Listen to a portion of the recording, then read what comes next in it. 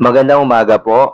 Narito na po ang magiging lagay ng panahon ngayong araw ng Linggo, July 21, 2024. At latest update sa dalawang bagyo na ating binabantayan na nasa loob at labas ng ating Philippine Area of Responsibility.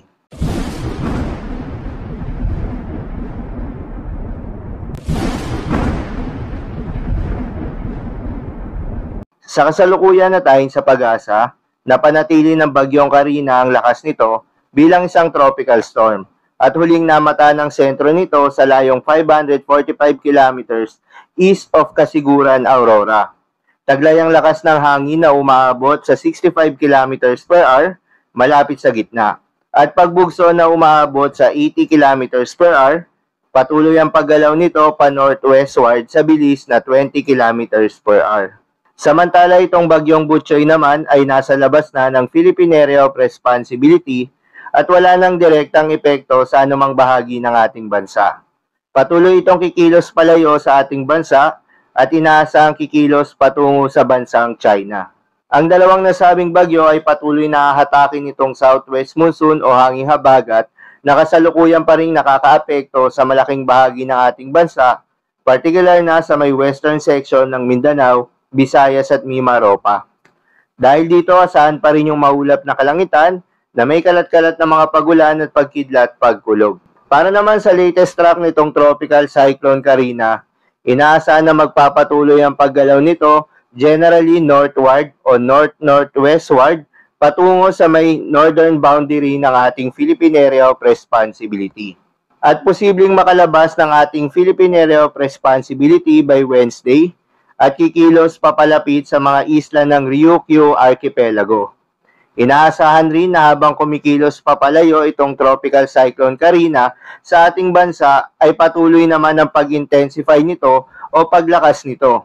Asahan by Monday, isa na itong severe tropical storm at pagsapit ng Tuesday, posible nitong maabot ang typhoon category.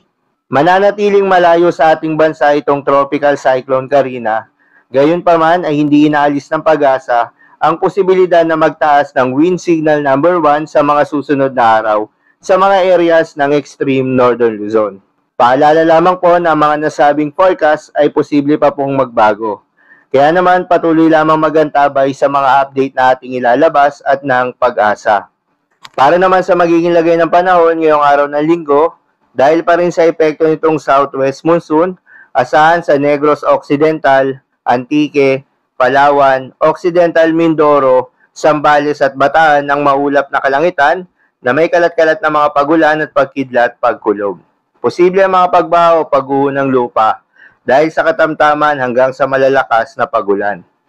Habang sa Metro Manila, Mindanao, Cavite, Laguna, Batangas, nalalabing bahagi ng Visayas at nalalabing bahagi ng Mimaropa ay asahan rin yung epekto nitong southwest monsoon.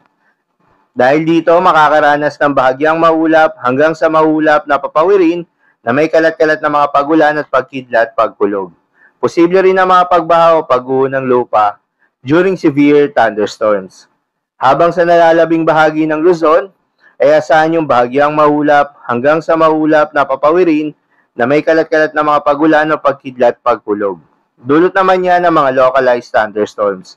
Posible rin ang mga pagbaha o pagguho ng lupa during severe thunderstorms. Pinag-iingat na po yung mga kababayan natin sa mga banta ng mga pagbaha o pagguho ng lupa, lalong-lalo na sa mga lugar na inuulan na noong mga nakaraang araw pa. Ugaliin rin na magdala ng payong o anumang pananggalang sa ulan kung kayo po ay lalabas ng inyong mga tahanan. Para naman sa lagay ng mga dagat baybayin, ayon sa pag-asa ay wala pa namang nakataas na gale warning sa anumang seaboards ng ating bansa. Ngunit pinag-iingat yung mga kababayan nating mangingisda at yung may mga maliliit na sasakyang pandagat na papalaot, particular na sa may western section ng Luzon, gayon din sa may Visayas at Mindanao, dahil posible pa rin yung katamtaman hanggang sa mahalo na karagatan. Dulot yan ang pinagsamang epekto nitong si Bagyong Karina at southwest monsoon.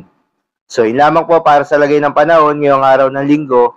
Keep safe everyone.